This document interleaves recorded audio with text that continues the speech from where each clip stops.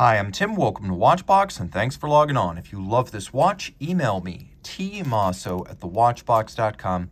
It is your purchase and pricing email question line for buying this or any watch you see on any Watchbox platform. Please reach out to me directly. Email tmosso@thewatchbox.com for pricing. Today, we're discussing a 2003 model year limited edition of 300 pieces in tantalum. This is the Panerai Luminor Marina Tantalum, the PAM00172. This is an awesome Panerai case Panerai Luminor Marina that represents my absolute favorite Luminor of all time. So, in terms of size, it's 44 millimeters in diameter, it's 14.9 millimeters thick. From lug tip to lug tip, it is 53.5 millimeters with a 24 millimeter spacing between the lugs. You can see on my wrist, which is 16 centimeters in circumference, the watch fits. I believe you could wear this watch on a wrist as small as 15 centimeters circumference. Mine is 16. It's not a problem to wear. The watch is designed to look large. Chunky is the Panerai aesthetic. They should never look like Datejusts on your wrist. So as long as they sit securely, and this one does, the sizing is just fine, even if your wrist is a bit smaller. Now, taking a look at the strap, you can see it's high-grade, minimally treated calfskin. It's got a lot of bolstering to give it volume. It has a folded edge, a lightly contrasting ecru stitch. You can see on the bottom, calfskin, brand new Panerai factory strap. Because the watch is tantalum, this watch also has a unique Panerai tantalum buckle. Now, I've seen the PAM192 chrono. This is the first time in 8 years in this business I have seen the 172. This is a watch that rarely trades hands.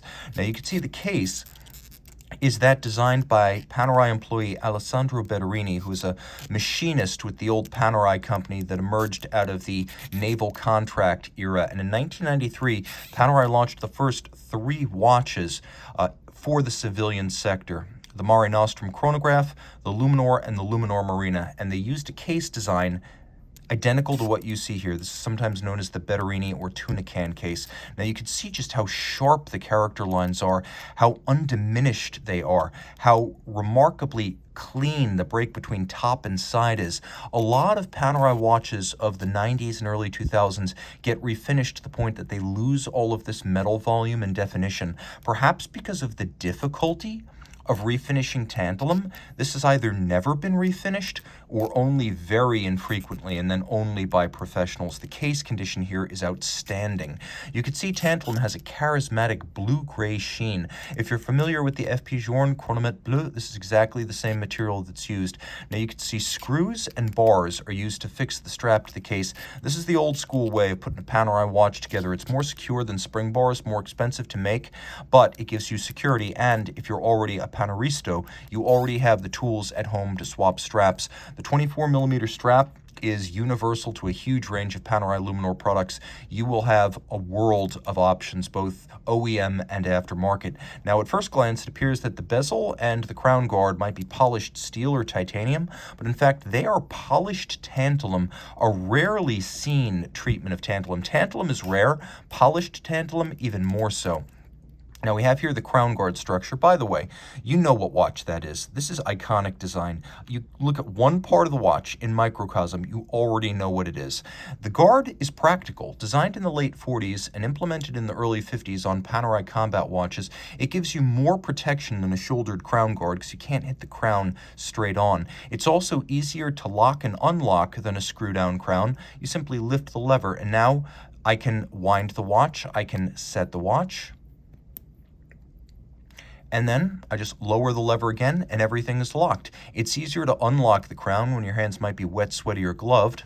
And of course, it doesn't thread through the crown seals. The problem with the original 3646 combat watches at Panerai was that the Rolex case construction required the use of a screw-down oyster crown. With manual wind watches, that meant every single day you would be threading the crown in and out to wind and or set, which would quickly wear out the crown seals.